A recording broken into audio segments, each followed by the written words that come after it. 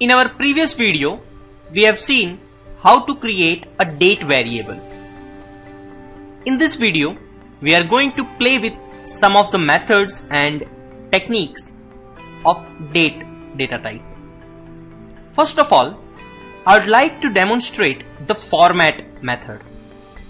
Format method is used to represent a date in a format that you want. Let's go ahead and call our output method and then format. As the first parameter, it takes the object. Here we are passing date 1. So that means it is going to format this date, 10th January 2010, and then the format. For the format, it will take a string that represents how we want to show the date. So let's say we want to demonstrate or print the date as Indian tradition, which is DD MM YYYY. That means first the day, then the month, and then the year.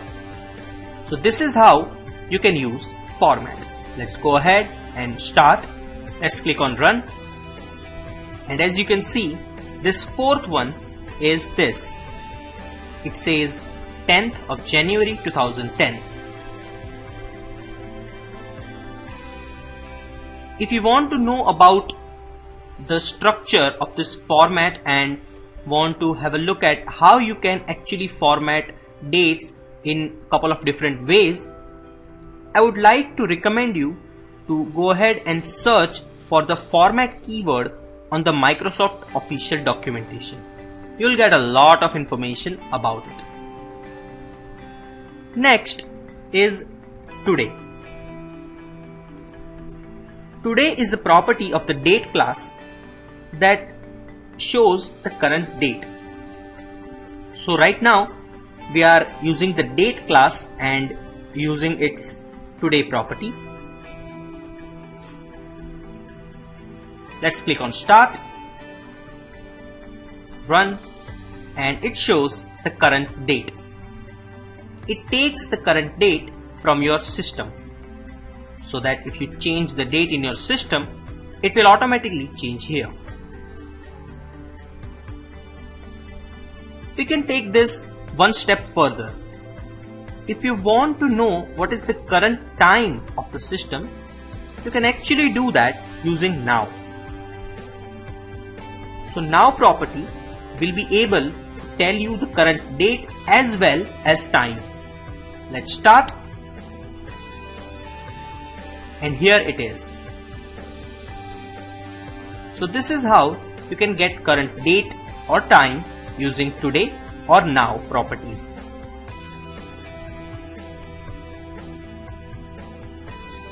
This was about formatting and representing the date. But what if you want to construct a date using one date and adding some months or days into it? Well, this is also very easy.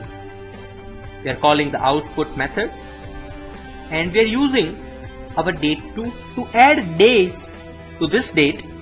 We will use the add days method and we will pass the number of days that we want.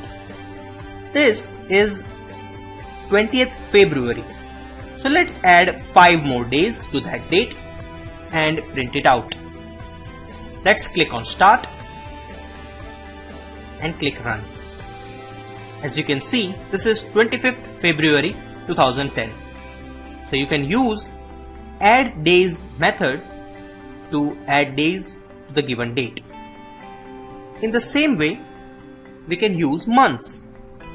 So date2 dot add months. Let's add 2 months